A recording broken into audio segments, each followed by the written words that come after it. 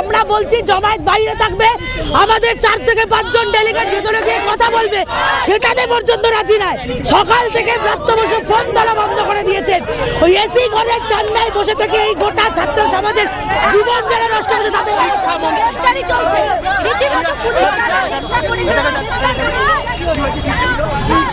কার্যত আবারও প্রিজন ভ্যানের সেই ছবি দেখাতে চেষ্টা করব। প্রিজন ভ্যানের গেটে আবারও কার্যত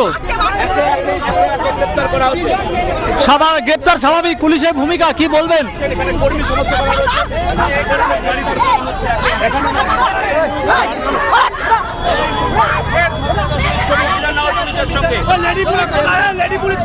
এই মুহূর্তে